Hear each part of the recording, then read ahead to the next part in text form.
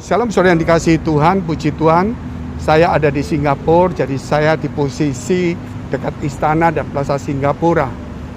Nah, untuk memulai kita akan berdoa terlebih dahulu.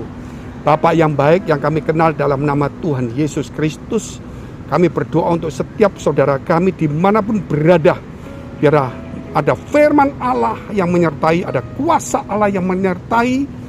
Tuhan, biar di tempat ini pun hamba-Mu tetap melayani Tuhan. Di tengah-tengah keramaian kota, mungkin dilihat orang, tapi kami percaya Tuhan, firman-Mu tidak akan sia-sia. Mereka yang punya masalah, punya persoalan tantangan, Tuhan memberi kekuatan, pertolongan, kesembuhan, pemulihan.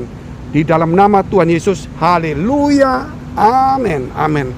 Puji Tuhan saudara, kalau kita mau melihat firman Allah, mengajarkan kepada kita, bahwa ketika kita orang dunia, kita dikuasai roh dunia, roh iblis dan sebagainya. Namun ketika saudara kita menjadi percaya, berarti ada roh Allah yang lebih kuat daripada roh dunia. Dia mulai mengusir, yaitu roh-roh yang ada di dalam diri kita, yaitu roh dunia. Sehingga akhirnya kuasa setan itu diikat oleh firman Allah, diikat melalui kita percaya kepada Tuhan, melalui nama Yesus yang berkuasa, kemudian mungkin melalui baptisan, melalui didoakan saudara-saudara kita, kemudian kita membuka hati dan percaya, maka roh jahat setan itu diusir keluar. Hidup kita menjadi bersih, kemudian kita pergi ke rumah Allah. Kita mendengar firman Allah, kemudian saat itulah rumah yang bersih hidup kita ini mulai diisi firman Allah. Sayangnya saudara, di tengah-tengah persoalan itu, selagi rumah Allah yaitu hidup kita diisi firman Allah, di situ roh Allah tetap tinggal dalam kehidupan kita. Tetapi ketika rumah itu tidak diisi firman Allah, seakan-akan firman Allah juga mengajarkan kepada kita, rumah itu menjadi kosong. Karena roh iman kita goyah, kita tidak percaya lagi, kita menjadi duniawi lagi, karena kita tidak tahu kemana kita hidup sesuai firman Allah. Kita cuma didoakan selesai, sepertinya ya dosa diampuni, aku mau berbuat dosa lagi. Jadi tidak ada roh Allah yang menuntun dia kembali, saudara. Sehingga rumah itu kosong. Dan kalau kosong, saudara tahu, kalau rumah itu kosong selalu rusak. Coba lihat rumah tidak berpenghuni, ya kalau kita tinggal 1 bulan selalu kotor dan rusak. Kalau ada penghuninya, walaupun cuma sedikit-sedikit sebentar, jendela dibuka, tetap aja rumah itu jadi bagus. Apalagi dipelihara. Oleh karena itu rumah hidup kita ini saudara, biar ada penghuninya, yaitu roh Allah, Tuhan, firman Allah, dan roh kudus itu. Percaya atau tidak, kita tidak pernah sendiri saudara. Sehingga apapun persoalan yang kita terima, kalau ada roh Allah, kita kuat menampungnya. Bahkan kita bisa membalikkan, mengubahnya menjadi berkat sebesar apapun masalah. Seperti yang dialami oleh Daud. Ketika dia melihat Goliat, dia bisa mengubah menjadi berkat. Tidak mana sebagai bangsa Israel, ketika melihat Goliat, mereka takut, menjadi persoalan besar selama 40 hari bagi mereka. Namun bagi Daud 1 hari pun diselesaikanlah Goliat itu, menjadi berkat bagi dia. Saya mau bacakan firman Tuhan saudara, yaitu Matius 12 ayat 43 sampai 45. Ada 3 hal yang akan kita pelajari. Pertama, apabila roh jahat keluar dari manusia, ia pun mengembara ke tempat-tempat yang tandus, mencari perhentian, tetapi ia tidak mendapatkannya. Lalu, poin kedua, ia berkata, si roh jahat ini, aku akan kembali ke rumah yang telah kutinggalkan itu. Maka pergilah ia dan mendapati rumah itu kosong, bersih, tersapu, dan rapi teratur. 45, lalu ia keluar dan mengajak 7 roh lain yang lebih jahat daripadanya, dan mereka masuk dan berdiam di situ. Maka akhirnya keadaan orang itu lebih buruk daripada keadaannya semula. Demikianlah juga akan berlaku atas angkatan yang jahat ini. Sama seperti saudara, kalau kita melihat bahwa saya di tempat ini di Singapura peraturannya sangat ketat, bahwa kemanapun kita selama tidak ada minuman, tidak ada makanan, berarti kita tidak boleh lepas namanya masker. Tetapi ketika kita duduk dan kita ada minuman atau makanan, boleh. Tetapi kalau tidak ada, walaupun kita pesan makanan, belum ada minuman, belum ada makanan, kita nggak boleh lepas. Hari ini juga di sini peraturan sangat ketat karena ada orang-orang yang berjalan. Ketika ada orang melihat saya tidak pakai masker di foto, bisa jadi persoalan. Apalagi ada orang, saudara. Nah, disinilah, saudara, supaya apa kita pakai masker? Supaya jangan ada virus masuk. Itu menurut peraturan, menurut medisnya. Demikian juga kita sama, kita harus ada penangkal dalam hidup ini. Itu adalah firman, iman, dan roh Tuhan sendiri. Sehingga poin pertama dikatakan roh jahat itu setelah diusir keluar, hati-hati, dia akan mengembara.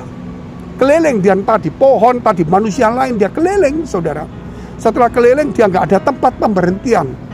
Karena dia lihat banyak orang-orang sekitar teman-temannya dia ini masih aktif di gereja, masih berdoa, sehingga dia tidak ada tempatnya masuk. Akhirnya dia ingin kembali ke rumah orang itu lagi, yaitu hidupnya seseorang. Tapi dia takut karena dia pernah diusir oleh orang yang lebih kuat, yaitu roh Tuhan. Dia mengajak 7 roh jahat. Kemudian dia melihat rumah itu kosong, dia mulai cari temannya. Dia takut kalau nanti kalau dia diusir lagi dia tidak kuat. Dia bawa teman itu. Dan kemudian dia bawa teman itu, kemudian masuklah roh jahat itu bersama dengan 7 yang lebih jahat. Sehingga bertambah buruklah orang itu. Demikian firman Tuhan ketika orang percaya menjadi pelayan Tuhan, menjadi pekerja, menjadi pendeta, dan sungguh-sungguh kemudian dia menjadi duniawi, semakin jahat, semakin tidak baik, diomongi semakin menantang, melawan. Padahal saudara, kita harus tetap setia dalam posisi apapun juga. Jangan pernah mundur. Orang berkata gini, aku tidak pernah mundur walaupun tidak ke gereja, aku baca firman. Aku tidak pernah mundur walaupun aku nggak jadi pelayan Tuhan, karena aku tetap di gereja. Saudara, kita nggak bisa ukurannya seperti itu. Mundur itu macam-macam. Mungkin kita baca firman lebih banyak, tapi pelayanan berkurang. Mungkin kita doa lebih banyak, mungkin kita melakukan firman kurang. Mungkin kita ke gereja lebih banyak, tapi tidak mau jadi pelayan Tuhan. Mungkin kita nyumbang banyak, tapi tidak mau ke gereja. Terus ukuran maju mundurnya dari mana? Kita tidak bisa yang satu mundur, ini maju. Kita harus dua-dua maju minimal, saudara. Saya tetap sebagai pelayan Tuhan, saya tidak mungkin maju lagi, tetapi firmannya, saya doanya, pelayanannya lebih sungguh-sungguh, walaupun nggak jadi pendeta. Oke, tapi bukan berarti meninggalkan pelayanannya, saudara, terus dengar firman lebih banyak. Itu kan nggak bisa. Sama dengan begini, saya mau buka gereja, tapi saya hancurkan gereja lama saya dulu. Ya, saya rusak dulu, saya buka gereja. Buat apa? Merusak yang satu, membangun satu. Melukai yang lain, saudara. Sebab itu janganlah, saudara, kalau kita melakukan satu firman dan firman yang lain, jangan diabaikan. Kita kembali lagi, saudara, di dalam firman tadi, yaitu jangan sampai hidup kita menjadi kosong. Dan ingat, jangan kita, saudara, mengizinkan roh jahat itu kembali masuk. Bahkan dengan 7 roh jahat lebih jahat lagi, sehingga kita bertambah buruk. Tidak ada satupun orang yang ingin aku mau tambah lebih buruk keadaanku, tidak ada.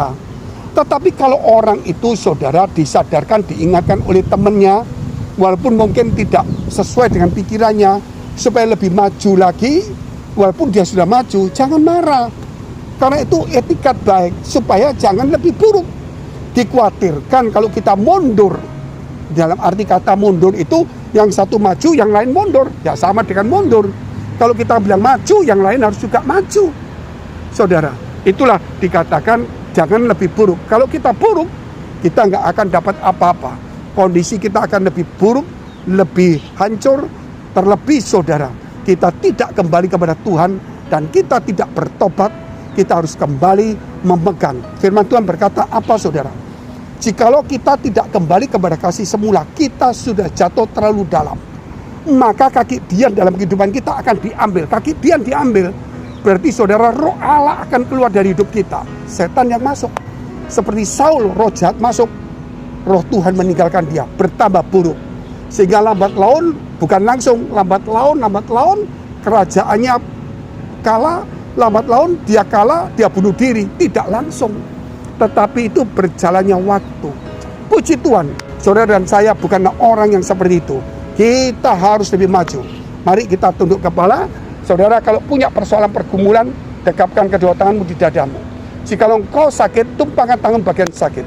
Dengan iman kita percaya bersama Yesus, Bapa kami dalam surga, setiap persoalan, setiap orang menumpangkan tangan di dadanya, di dalam nama Tuhan Yesus Kristus. Haleluya, kiranya Tuhan memberi kemenangan, Tuhan memberi kekuatan, Tuhan memberi kemampuan, Tuhan memberikan pemulihan, dan mereka yang sakit Tuhan sembuhkan di dalam nama Tuhan Yesus. Haleluya. Jika saudara masih membutuhkan pelayanan doa dan konseling, silakan hubungi nomor tertera. Tuhan Yesus memberkati. God bless.